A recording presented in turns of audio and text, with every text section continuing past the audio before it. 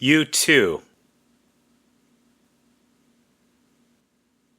My mother grew up in a few places, one of which was Bermuda.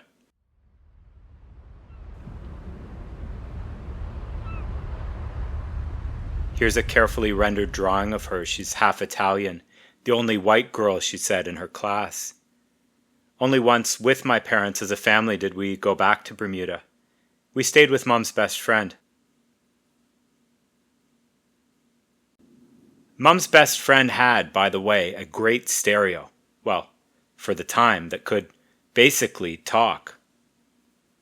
I occupied myself listening to something new, my first time through the box set, Bob Marley's Songs of Freedom. Mom was her own kind of survivor, with a big heart commended by the blossoming hibiscus. Maybe I idealize her, but it seemed to me that she was of the type who treasured up all these things, possibly knowing the world too well, believing perhaps the heart to be the secret treasury of all those who keep the best inside. Mary, yes, but also Rose. She liked art and literature, and it all somehow informed her spiritual outlook. When I was a teenager, she still woke me up with the same words, rise and shine, pulling the spring-loaded blind and singing full blast. Rise and shine, sure, but to my sleeping self it was a strong surplus of song and light, an unwelcome intrusion of joy into a sound, deep sleep. Am I awake yet, or still fighting the light for 5 more minutes? Sometimes she sang only to herself and around the home. It's my party and I'll cry if I want to. Who would say she didn't have the right?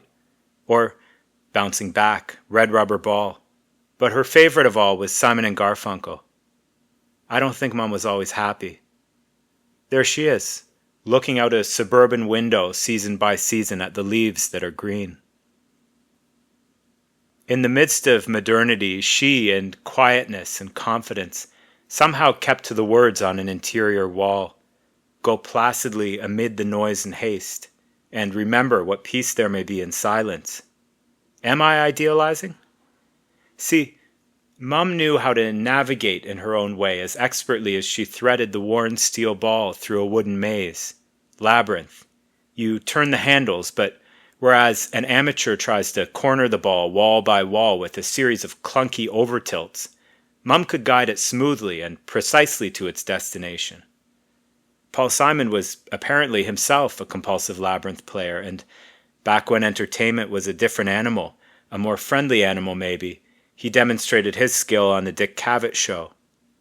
I can do this for rhythm, tick, tick, tick. I can do it for beauty. Can you play Bridge Over Troubled Waters on this? Now, I never played in a band in high school, but I did play Leonard Cohen's Suzanne once on Canada Day. Both my parents had strict religious upbringings that forbade secular music, but Mum liked poetry. She knew Suzanne. She told me afterward, I think, that it was the first popular song that really made her think. If memory serves, she said she had jotted down some of the lyrics. Mum graduated university later in life, like me, but she walked away with the poetry prize. Poetry. We always had, when I was growing up, a volume of Robert Frost's poems, the one with the commentary by Louis Untermeyer, an American poet himself. I've kept up the childhood habit of keeping a book of Frost poems always around, but this one's just a pithy segue. It's called The Hardship of Accounting. Never ask of money spent, where the spender thinks it went. Nobody was ever meant to remember, or invent, what he did with every cent. Dad, on the other hand, was a CA, an accountant. His brother and sister were both accountants. Later, he worked mostly in business as a senior manager, but when I think of Dad, for some reason, the first thing I think of is going to see B.B. King with him. Dad didn't know the lyrics, maybe a blind man on the corner begging for a dime. The rollers come and caught him and throw him in the jail for a crime. But he must have known something because he was the one, as I recall, giving his money to a man down on his luck while we queued for the concert. By type, or by consensus, he was the analytic one, Mom the creative one. When he sat down at the piano one day and wrote a hymn, we all looked at him like he was possessed. Since the incident was never repeated, we forgave him and let it pass. Back to B.B. King, though. In one phase of Dad's career, he was always able to get great tickets. We saw U2 together from shockingly good seats. We were front row when Love Came to Town. Dad came, but most of the enjoyment for him seemed to arrive later on. He loved to boast after that show that he had simply declined to touch Bono. He wasn't interested. Sure, I could have touched his leather pants, but I didn't want to. He also got us great tickets, this was the 90s, to see Roxy Roker's kid, Lenny Kravitz, at Maple Leaf Gardens. He didn't come with us this time. Presumably, if Dad didn't want to touch Lenny, he could not do so from the comfort of his own home. He was hard-working, responsible, and gentle, I think, by disposition. Quick to listen.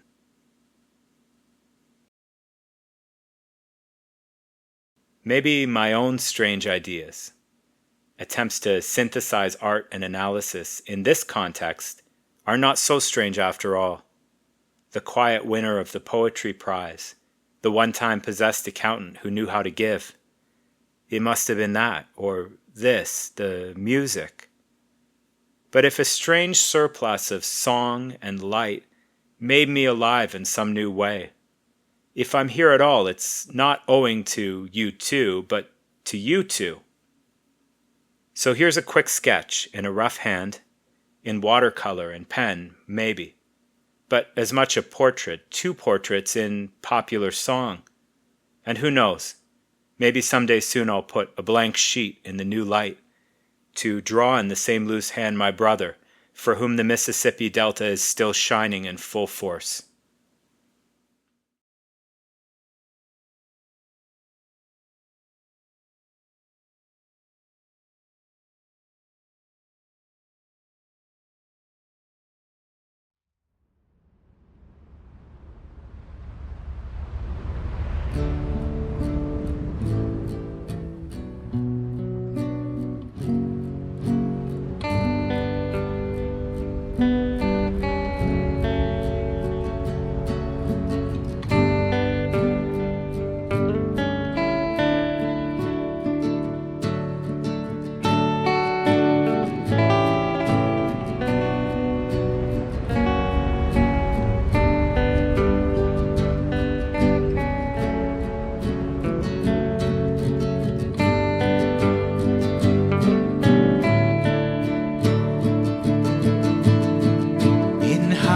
Seas or in low seas, I'm gonna be your friend.